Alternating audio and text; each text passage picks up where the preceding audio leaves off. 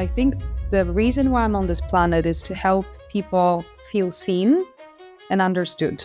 And like how many people I speak to that are like, oh, I could never do this or say this, or I'm perfectionism or so. It's just sad for me because there's so many talented, beautiful people that don't share their ideas, don't want to write that post, don't want to have that conversation, don't want to join this meeting or something. I understand I have a privilege of running a business, therefore speaking in the way and, creating stories in the way that I find that matter. And I understand that a lot of my colleagues who work, for example, in pharma or finance or something, there's no way they can express their ideas professionally as freely as I can. What if in the future AI will be so seamless and so as part literally as our phone right now? You don't even think about it. You went from West London to East London and you don't know how you went there because you were constantly on a phone. Hello and welcome. I'm your host, Sam Knowles. Joining us today is Natalia Talkowska, founder and CEO of Natalka Design, a specialist strategic communications business. The company, now I think into its second decade, is on a mission to redefine how businesses communicate their big stories.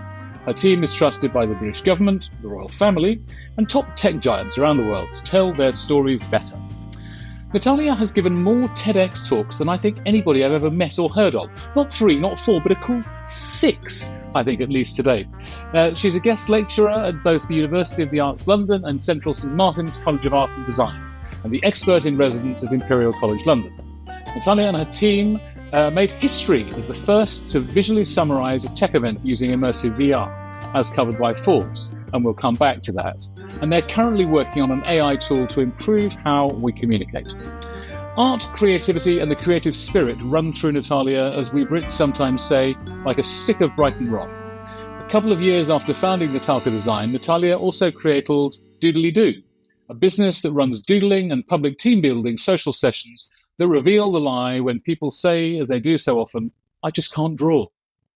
I sense that we are for a brilliant time in this episode. And so, first off, Natalia, welcome to Data Malarkey. Thank you so much. Wow, what an intro. Can you be my PR? Well, listen, I trust it's a good summary of what you do and how you think and behave. Is there anything that you'd like to add? Anything I've got wrong? Not wrong, but I guess maybe I didn't update that a lot of the work that we do is all supported by neuroscience, facts and techniques and strategies. So that's where my geeky side comes in. Very good. Well, listen, we will definitely talk about neuroscience during the course of our time together. But before we talk about neuroscience or art and creativity or branding, any of those things, and maybe particularly data, this is the Data Malarkey podcast after all, I want to start with a question that's designed to get to the heart of what makes you, you. And it doesn't necessarily ask you to tell us about your work. So tell us, if you would, Natalia, how do you spend your time? Without too many details, I'm just a very curious creature. I love observing people. I'm a big empath. And just today I thought about it. I think the reason why I'm on this planet is to help people feel seen and understood. And I guess everything that I do, from a daily walk to my work with the biggest names, is all fueled and kind of supported by that belief. So here, that everybody has a right to be seen and heard, but that not everybody has the skills and the abilities to be able to make that as impactful as it could be. I guess so. I don't know. All my life I've been told that I'm a good listener, and people share to me in a matter of few minutes deepest secrets and stories. And I've just been always fascinated by all of us having amazing stories, and there's sometimes not enough space and not enough ways to express yourself, or just those places are blocked. So whatever I do, even if it's to change one person's day and help them feel seen, that's what I'm here for. Fantastic. Now, listen, I want to go back to before the dawn of either Natalka Design or Doodly Doo. I want to ask a little bit about your education and training, both in Poland and in London, and your interest in philology and translation. I think I'm reading that right. As regular listeners to this podcast will know, I was a classicist by training. Latin and Greek and Sanskrit were my thing. And I've always believed fundamentally that translation is coding and data analysis and data manipulation by another name. I think of them as being very similar pursuits. I mean, maybe that's particularly true for dead languages, but I think also for modern languages too. Tell us about your interest in language and languages and how they inform what you do today. No, I think they kind of came to me. I always loved languages, especially English was coming to me quite easily. So that was also basically how I grew up around American TV. So just naturally kind of taking that in, a lot of German, a lot of English, and just always been interested in it, always came to me quite easily. Never thought of it as a kind of a gate to the world, but more of a, oh, that's interesting. And it comes to my brain in a nice way. But really, I wanted to study art. It just wasn't a thing to do back in the 80s in Poland, in 90s. There was just no way to do that or express yourself in that way. So I went that way to, learn languages more in a better way.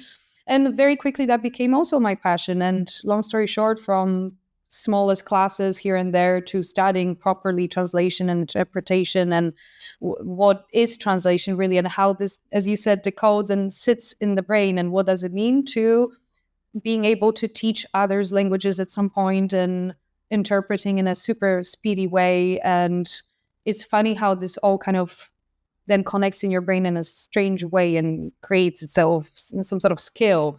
So, but yeah, languages have been always part of my life. I forever will want to learn Italian.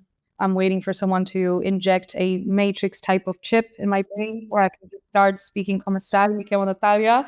But yeah, no, just always been, I think my brain likes languages and likes to almost like dilute different expressions and mix them together and create something out of them. Yeah. And does that also relate to, I mean, you work a lot with tech businesses, I know, and you work a lot in the tech field and you deploy tech tools. We'll come on and talk about all of that. Does that also apply to kind of translating the kind of the deep and the rich and the often jargon-filled world of tech and making that understandable and associable for a wider audience? I bet, Sam, there's something connected there where the language connected with the skill of drawing, which I always call the longest internship in my life, because I've been drawing since I was a kid. Never took one class in it, so I'm a bit of a lie. I always say never took one class in business. But I like to express that because I just want to show people that we never know where the road can take us and we can, create something out of it. But I think at some point my brain just created this concoction of what it learned, what it's observing, what it's attaching itself to. And here we are, where the brain can very quickly interpret, as you mentioned, these complex, often jargon-filled expressions and stories and create something instantly that has a meaning visually and with words and with expressions, and people can follow a story. So it became a skill out of not knowing that it's a skill. And yeah, it's an interesting one because it helps me to, I think, just navigate the world in a much more almost unique to me way, I guess. I don't know. It's very natural at this point, but some people still claim, wow, how did you just do that? So that reminds you often like, oh, how? I don't know. I did it. Yeah. Yeah, I think it's incredibly hard to introspect. We will come. I'll ask you about neuroscience very shortly.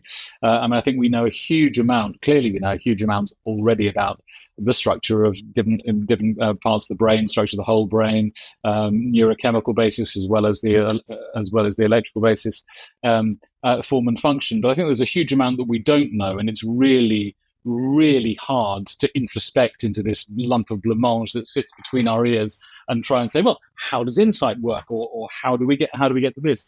It strikes me from what you say is that you seem to have not privileged access, but you reflect a lot on that process, on what's actually happening inside your mind. And I completely take your point as well that the things that you can do that come as second nature because you've had all of the inputs that you've had the experience that you've had. When others call them out as being exceptional, you think, well, doesn't everyone see the world like that? I completely understand that. Now, listen, you describe yourself as a neuroscience-led strategist, visual innovator, and a storyteller. Can you tell me how you bring those three diverse fields together into what you do, and maybe particularly focus on the role that the data plays in the work that you do? For sure. I mean, I'm fascinated by how it all intertwines and is connected. And I always think that if we all in business knew a few things more about how we process information, how we remember information, how we respond to things, how we care about certain parts of information and other parts are useless, and so on and so forth, we would all be doing better in terms of our goals, in terms of mastering the goals and like KPIs and all of that stuff. So I quickly noticed that, the world that we live in, as in myself and the team, it's very much about creating beautiful stories, and they can be projected, they can be illustrated, animated, doesn't matter actually the outcome. What matters is the story and how people respond to it. So that's what we always try to survey.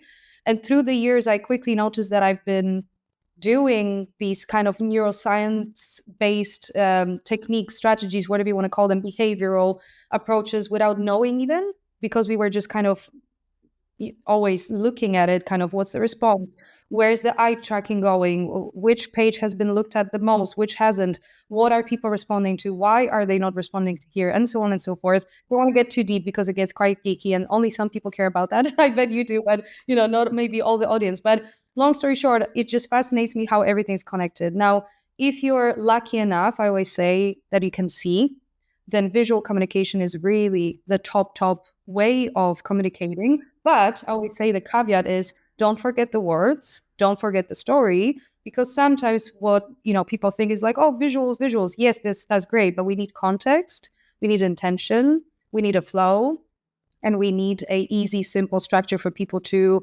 comprehend that information and to respond to it. Because again, on the other side of the spectrum, if I say to you, think about an apple, and to all your audience right now, think about an apple. Obviously, if I were to put it in a very quick, almost chat GPT-esque mood board, all the apples, everything will be different. So we are thinking about, let's say, the same information, but we process it and experience it and imagine it differently. So the visual communication really puts us all together in one place. We all look at the same thing. We can respond to it. We can negate it, or we can say positive things, but at least we're looking at the same thing. So the visual communication, the storytelling, and the neuroscientific facts help us to know that when we produce something for clients, it's not just pretty, it's pretty. And we know, based on data, that the response will be that much higher or that much more expected. So that whatever we produce is basically backed up by not what I think or what I, let's say, wonder and create, but also what the data says and what other people experienced. So that's kind of the cocktail that we live in, and clients seem to really respond well to it because it has that backing.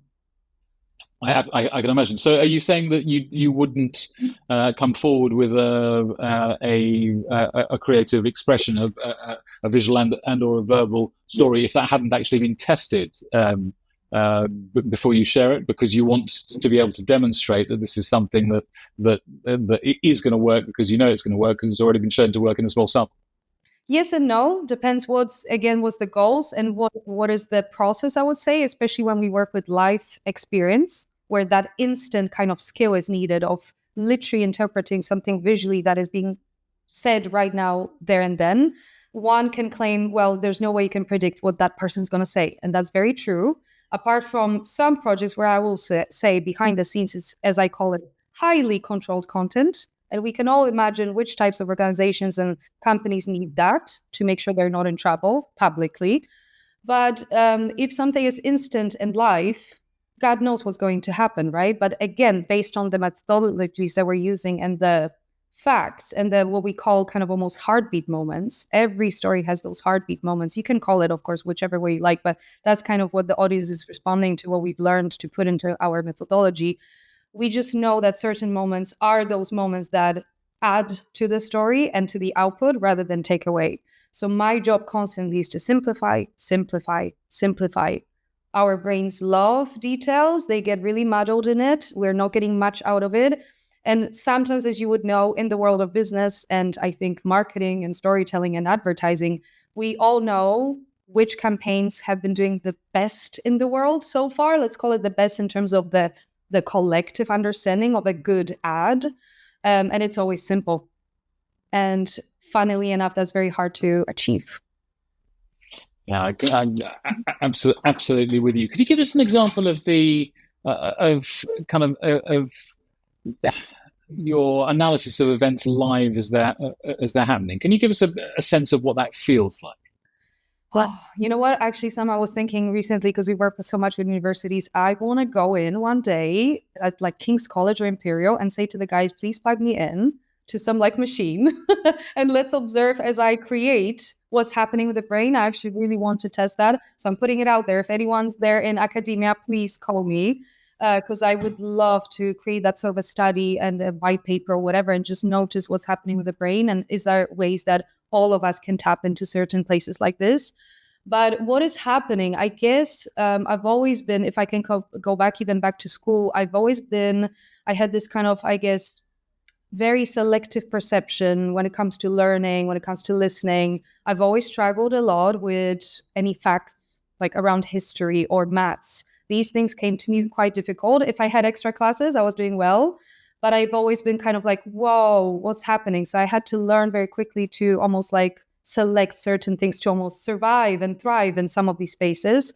I mean, recently someone said to me, like, Natalia, neurodivergent. I'm like, that's a compliment. And actually, I think that none of us is anywhere balanced in any way. We're all somewhere neurodivergent. It's just we don't need to name everything, or we don't have names for everything, or not everything, in my opinion, is very linear like that. Like we're all just somewhere on certain spectrums. We all respond to certain things in different ways. If we all went through tests, we all very much differ and we all very much look the same in certain places.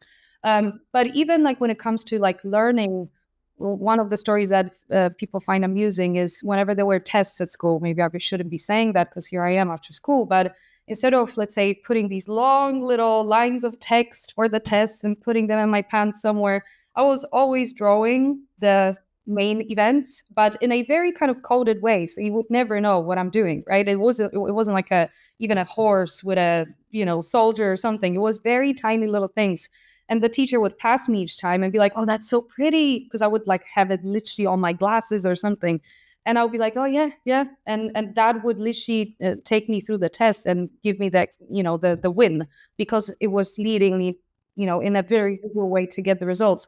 Now, what happens as an adult at these big events, sometimes we're talking 5,000 people event, like and beyond, and I'm being filmed and team is, supporting here and there and all that. Sometimes it's on that level. So the pressure is really high to perform, let's say, because it is a bit of a performance when it comes to live stuff. I just almost like feel like I'm underwater and I am feeling very separated from the world. All I hear is, and what the brain does is just kind of hears the story, the voice. Of course, I'll struggle if some mic problems are and I wake up from that state. But again, if I want to explain the heartbeat moments, is through the 14, 15 years now of doing this, I just very much learned that, again, stories have a structure. It doesn't almost matter what the person is talking about. It just matters where I'm finding that kind of moment of that is a fact. Because sometimes I get it from the way that the tone of voice of the speaker happens to sound. Or sometimes I get it from the response of the audience. So it could be like a or something. Doesn't matter, right? Like it's almost like I'm sensing it. And sometimes it's slow down when you say something because it's more important. And let's be honest, like even like in neuroscience, like it's proven that the most important parts for the brain in any story are at the beginning or at the end. Everything in the middle is a bit of depending on the brain, of course. And I'm not saying it's not interesting, but it's just how it works. The brain is kind of like, I don't know what I'm going to get. Oh, here's the summary. So one more thing that my brain does is usually at the end of any thought, naturally, there's a bit of a, so what I mean by that, or the main point of that is, or whatever, just naturally, that's how we tell stories. So sometimes that's what I'm saying. That's one of the ways, for example, little tip there, how we all, if we knew these facts, would be doing better at listening, at noting things ourselves, at creating decks, everything. Because we would be kind of skipping the jargon and kind of getting more into the, oh, I'm expecting this almost, right, to happen. So it's a funny underwater feeling where I can just sense these few things happening to me as I go. But now you inspired me, Sam. I need to say hi to some university friends and see if they want to plug me in. Absolutely, no, I'm completely fascinated, and it's every bit as different as I was expecting it to be, but not necessarily in the ways I was expecting it. I'm really interested in your in your your celebration of someone saying you're neurodivergent. And the thing about averages is that almost nobody sits in the middle of any kind of distribution. People are all over the place as well. We recently had in our last season we had a guy called Simon Baron Cohen, professor of developmental neuropsychopathology at University of Cambridge, runs the Autism Research Centre, and he was talking a lot about the fact of the world of work. I mean, his focus is in 40-year career, as you'll know, on autism, but the world of work is not designed for people on the autistic spectrum from particularly kind of hot desking and things being unpredictable and chaotic, maybe particularly post-pandemic, but also even down to kind of interviews, asking people questions, expecting answers, and that there's an increasingly big movement, an effective movement to harness the skills of the broadest cross-section of neurodivergence. Is that something that you're actively involved in, either in your agency itself or in partnerships?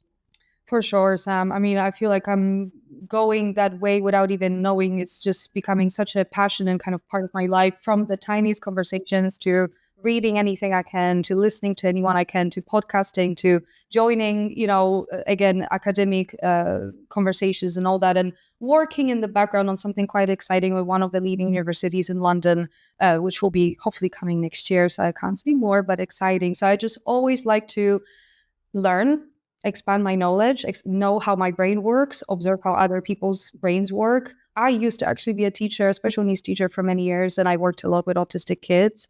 Fascinating place, fascinating people, fascinating souls. And I just quickly learned, even through that experience, before I was doing anything with business, that there's so many things that we haven't explored. There's so many wonderful, interesting things that we can learn from all of that, from any spectrum. And again, like you said, I'm sorry, but we're all somewhere neurodivergent. Just the world decided to do labels, which I often think as well. I just had that conversation this morning. It stops people from doing things. It stops people from being confident. Often labels don't work, well with us. We actually get all crammed up, and how many people I speak to that are like, oh, I could never do this or say this, or I'm perfectionism or so. It's just sad for me because there's so many talented, beautiful people that don't share their ideas, don't want to write that post, don't want to have that conversation, don't want to join this meeting or something because they're like, oh, but it's not the way it should be. I'm like, what is the way? Who says there's a way, right? So I'll forever try to break that as much as I can. I understand I have a privilege of running a business, therefore speaking in the way and, creating stories in the way that I find that matter. And I understand that a lot of my colleagues who work, for example, in pharma or finance or something, there's no way they can express their ideas professionally as freely as I can.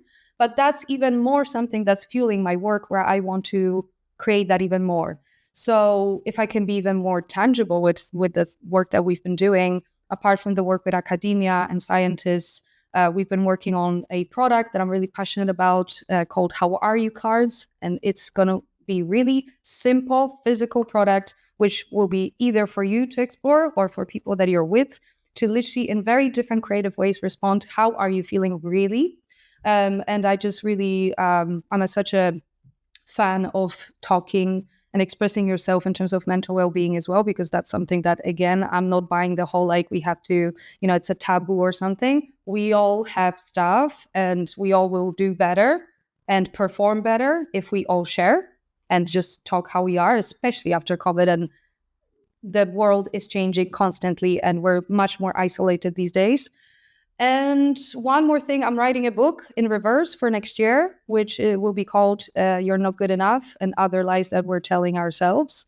And why I'm saying in reverse is because I have the cover, I have all the chapters, I have all the ideas, it's kind of coming to life. But I decided, instead of, again, being a perfectionist and waiting for Penguin to approve me in 2 years or something, whatever, and creating a huge campaign, I'll just say we're doing it. I'm getting a community involved around it. People get excited, and I just want to get it out there and feel accountable. Yeah, as I do it, I guess. So that, and few other experiences and get-togethers, and basically, I'm just fascinated about getting us together more, building communities, not sitting on your own, isolated with your ideas and with your world. And the world is kind of heading that way, which is not good for us. So yeah, that's something that as I do all these wonderful projects with my team, I kind of steer in that direction naturally. Now, tell us. You said that you've been. It's the longest internship you've ever had in your life. This learning to draw, and yet you've never been to a drawing class.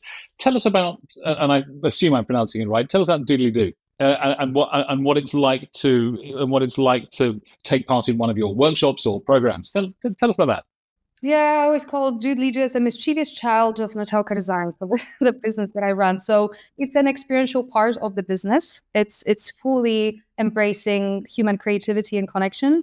And it's for anyone that claims they can't draw. And actually, the worse you are, the better, because I'm not here inviting only people who are great at it. Again, staying away from any perfectionism is just not something I believe in. And I believe fully it stops us from expressing ourselves.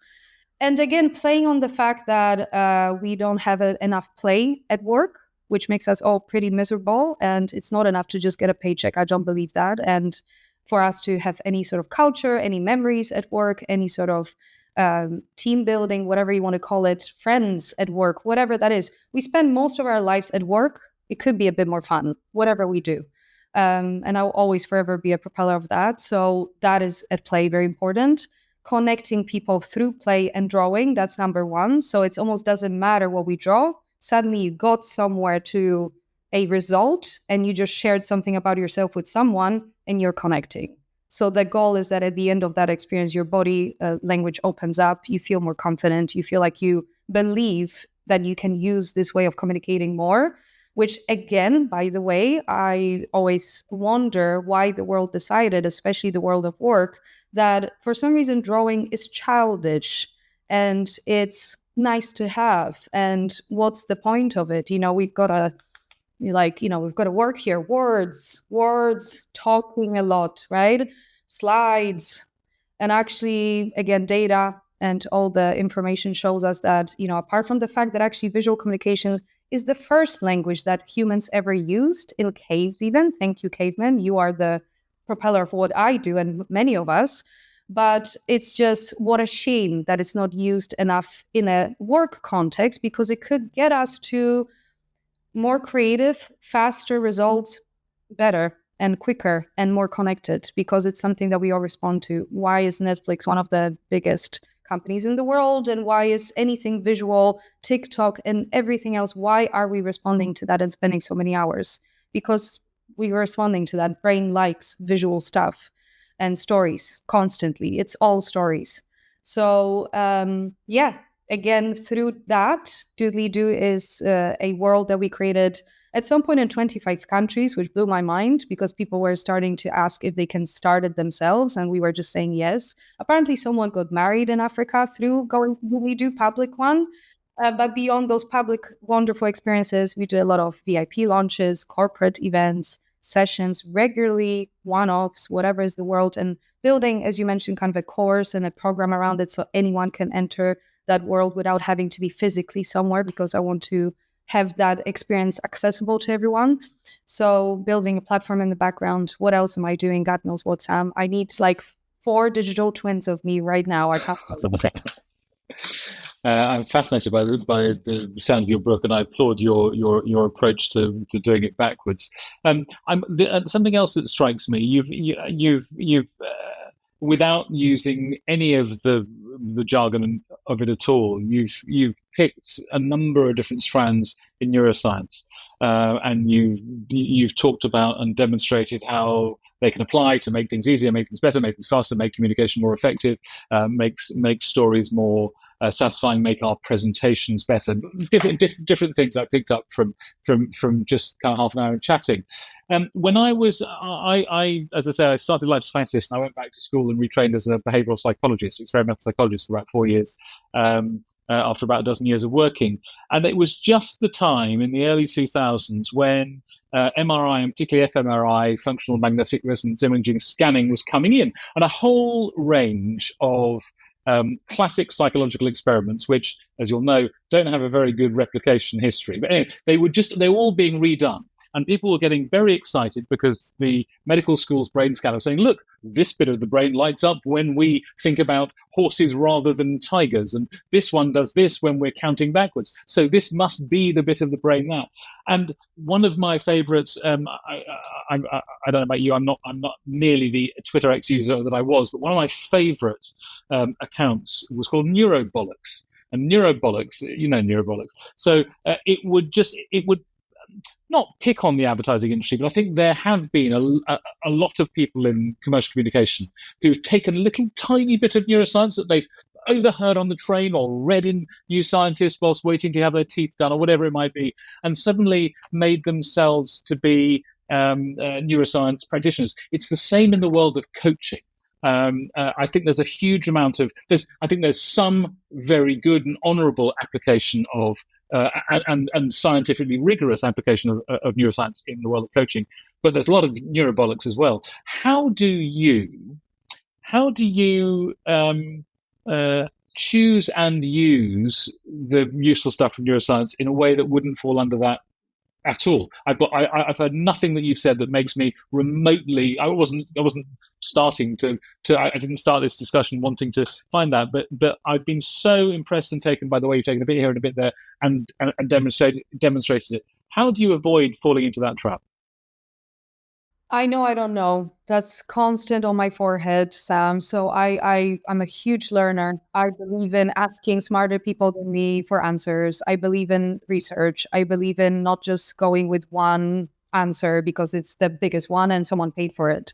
So everything that I've been doing is either based on constant research and learning and working with smarter people than I am, because I'm not claiming to be a world neuroscientist. I'm just claiming to use that knowledge to support the results of the work that we do for years. And I think we wouldn't be here for almost 14 years now. My goodness. if it wasn't something that people still ask for, and it's constantly developing in many ways. But equally, Sam, I would lie if I didn't say that some things I just observe.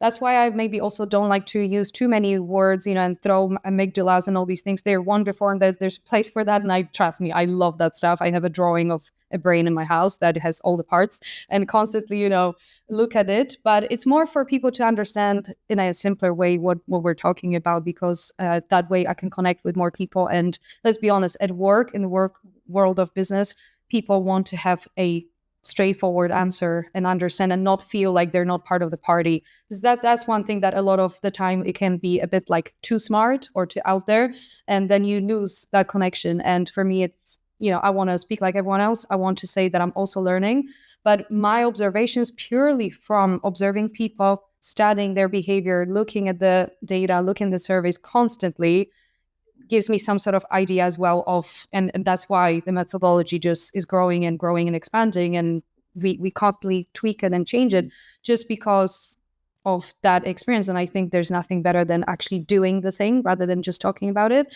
And you're totally right. I come from a big world of coaching because that's how I was literally introduced to the world of business. My dear friend and mentor, who's no longer with us, was a coach and introduced me to that world massively.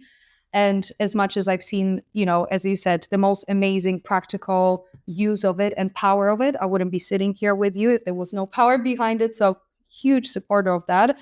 Equally, just like in any industry, I would say, there's people who read somewhere something, did a one-day course and claim, certain things, and it's just a bit of a misguide. So I don't claim that anything that we do or put out there this is the way. I always suggest to everyone to do their own research, which not many people want to do, but I have just that wealth of support and knowledge, and we mix it all together, constantly look at the data, and it just tells us almost we can predict now what's going to happen. So that gives me some sort of insights. Very, very good. Perfect use of data. And look, everyone's talking about AI. Lots of people are dabbling with it. You are using it deep in your organization. Tell our listeners, our viewers, how you're embracing it for the agency and on behalf of your clients. I'm particularly interested if you can talk about it, about this tool that you're creating, designed to improve how we communicate. Yeah, thank you. So AI, I mean, what a creature that came on us. Everyone's confused, everyone's terrified. I get that. I feel the same way. It's like Matrix all over. Again, although it's my favorite movie, so bring it on.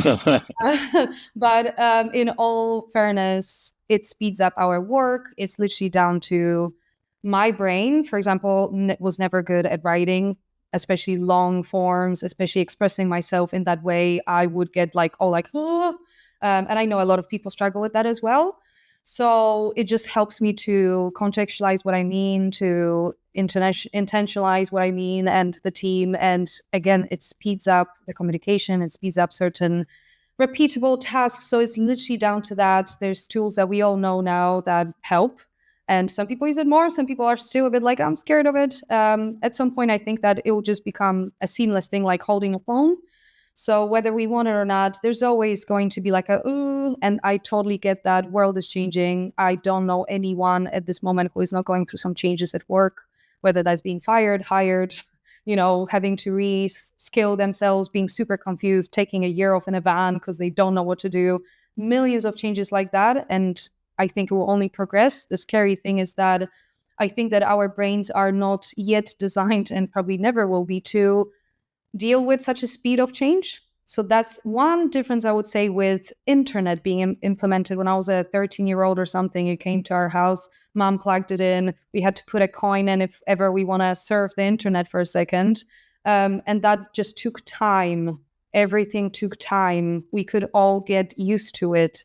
We all remember how internet was, is, and kind of, what is the story of it. And this thing is a bit faster and bigger and stronger. And I feel like it's almost going to be always a bit of a race against human and this technology because it's only going stronger and stronger. And let's leave out the details for now. But in that whole world, I can't predict the future, not a futurist in that sense, although a lot of people say I am in some way. But I would say that the only thing that we can hold on to is our brains and our creativity, our taste, our imagination, and connecting with the world of visual communication and the doodly doos of that we do and all that stuff that I believe in, where our creativity and the way we are is meaningful and it's of value. I have always theories, and sometimes if I feel negative, there'll be a dark theory. If I feel good, I'll give a positive theory. One of my theories, which I think is quite positive, is I think that in the future, who knows, anything created by human, and we'll see how that can be checked, let's say, and who's going to believe in it. But I believe in the theory of hashtag made by humans, which what if in the future AI will be so seamless and so as part literally as our phone right now. You don't even think about it. You went from West London to East London and you don't know how you went there because you were constantly on a phone. And many of us experience that. And that's how seamless it is right now. And we're all really upset about it, but it is part of our lives in that way. We would never think, right? It was just snakes and ladders at some point. And so I think it will become the same thing with AI if this rock is still turning and we're on it. And at that point, I think that one of the theories could be that whatever a human produces and can be checked by whatever technology will exist will be more expensive, more valuable, more rare, and sought for. So I'm almost imagining a bit of we all become a bit of a Banksy in the future because everything's created by AI and technology. We don't have to do anything. There'll be probably like even pay, whatever. Let's see how that goes. But I think humans need meaning. If we don't have any meaning or purpose, whatever that is for us, I think two things we need is connection and creativity and feeling like we mean and like someone needs us, something needs us. Otherwise, it's like, what is going on, right? Like, why am I even here? Like those questions come. And we all know that depending on where you are with your emotional intelligence and with your state of mind, that can be a scary place to go to, or that can be a wonderful place to go to. So on the whole, don't know where I went with that answer, Sam, but one of the ways that we're playing with AI, apart from the work that we do, is something called Visualise Futures. And I'm building this with my partner, Henry Coutinho Mason, who's a reluctant futurist, I always say, and an author. And we've built a creative tool, experiential tool, apart from Substack, which is for free. So I invite everyone to go to Visualise Futures Substack, and you can learn about people-first AI strategies that could be useful at your work. We are building this creative tool where basically we take people on a journey where they can believe that what they created, what they doodled, means something and can be used practically at work. Because what I've learned through the years is no one's using, again, this language of and form of communication because everyone's shy and everyone thinks it's SHIT. And the manager doesn't really want to see stuff like that. What is this, right? So what we're doing with this tool is you going through an experience where you can just doodle your idea. It can be bad as it gets. Stickman is fine. Doesn't matter. I want the idea. We're taking you through that AI tool, which is doing all the magic. Let's leave it there. All the LLMs are working in the background and constantly developed. And at the end, you've got a ready to show to your team, to your boss, to present idea that looks beautiful. It's visual. It's really crisp. It's not one of those like 6 fingers and something's happening, right? Like we all are seeing that on the internet. So we're constantly building that to be much more responsive and understand what we mean by, for example, if someone doodles a fish, a rocket, but it looks like a fish because bless them, is bad. The LLMs know that they meant actually a rocket, right? And things like that. So we're just trying constantly to improve that and playing with that. And we're at the, first stage of it. So exciting things are coming. But so far, we've taken hundreds now people through that experience. We have lovely comments from them, lovely feedback that is public already. We launched it at MadFest in London, which was fun. And apart from the fact that maybe we didn't have the best Wi-Fi connection, which that's why I'm saying, don't worry, robots are not taking over. Wi-Fi is still not great. So it was just a very interesting experience, which gives everyone the feeling that they can do something. And I am all up for that. I want everyone to feel more empowered, more confident, and again, for their ideas and their stories to be seen and understood better. And if that is through a visual form, why not experience that? Why not explore that? Because again, the data says that, we recently worked on a pitch that was a few million worth, and the company won the pitch just because we use certain techniques. But that's all behind the doors of that, of that knowledge. So forever a student of that. And how can we bring everyone else to feel more empowered in using our creativity, our imagination, our taste, our ideas at work?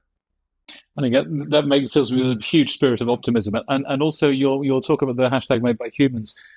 I don't think you're suggesting that AI. I was thinking of an analogy. I've just read a book about ultra processed food, and you think about ultra processed food, and you think about kind of artisan bread sourdough made with 3 ingredients, and the difference between that and the ingredient lists. I don't think you're suggesting that the AI will necessarily create second rate, but it might be rather less human-like, and I think that's absolutely fascinating. The other observation that I've made, you said that you describe yourself as a reluctant futurist. You seem to me to be kind of a practical futurist who's doing things that will be taking place tomorrow, today, and using that to kind of harness people's innate creativity and give them their sense of meaning and purpose. But listen, those are just my words responding to you. But I'm really inspired by particularly that last tool you talk about, that concepts, ideas are often locked up. We don't have the words for them. We say that we can't draw. We don't have the analytic skills to be able to pivot this pivot table in order to show what the market might be worth. And yet, you're developing a tool, or you're well down the track of developing a tool that can take the ideas and translate them into something that they can show to their bosses, who they're then going to get excited about. I think it sounds a fantastic tool. Thank you for sharing that so much. One more thing I wanted to ask about was in terms of virtual reality. I mentioned in the introduction that you and your team made history as the first to visually summarize a tech event using immersive VR. Could you give us the elevator pitch on that story? Very quickly, we just created a world within the world of conference in VR, but that was at the time where it wasn't used as much. It was a novelty. Everyone was getting headaches from putting these glasses on. That's still a problem, I would say, in that world. So, Apple was coming out with the most amazing glasses, but still the results are that most people are struggling to see a HD dinosaur next to their face, because I've experienced that and it wasn't even fear. It was just overwhelm and dizziness and nausea, right? So it's still something that is one of those things that we want to play with all this tech, but the body and the mind are not designed for it and are not used to it. So it's kind of like we have limitations too, right? As this construct, as this build, we have limitations personally, our bodies and our minds. But yeah, that was super fun. Basically, we were working with a wonderful conference, TBD, in London. Paul Armstrong, the creator of that amazing conference on tech and data and innovation. Check it out every year in London. And yeah, we created a virtual room that people could interact with. They would put the glasses on and they could add their thoughts to what's going on throughout the day, their what they feel, what they want to leave out after. They could just hang out and destroy some things and build some things and find people's contacts and things like that. So we just wanted to create these two worlds, I guess, and connect them, because that was, again, a novelty at that time. Of course, now we have, Meta took over kind of, let's say, the world of VR, which actually, apparently kind of killed in a way the joy behind, kind of creating in VR, I would say, for some. But yeah, that was just something different that people are experiencing. And again, don't get me wrong, some people loved it. Some people are like, whoa, I can't, right? And again, that was interesting. And my curiosity was always, can I pick on what is the experience, what's happening there for you, and at which moment as well. That was interesting, that sometimes whenever there was a moment of kind of a more depth, let's say, and more space, that's when people got a bit lost. So again, I just kind of, with my geeky self, I was kind of studying that after, what is the experience and why? Because I always want to know why. So yeah, but it was very, very fun to do. Fantastic. I'll include a link in the show notes to the piece in Forbes that talks about that in more detail.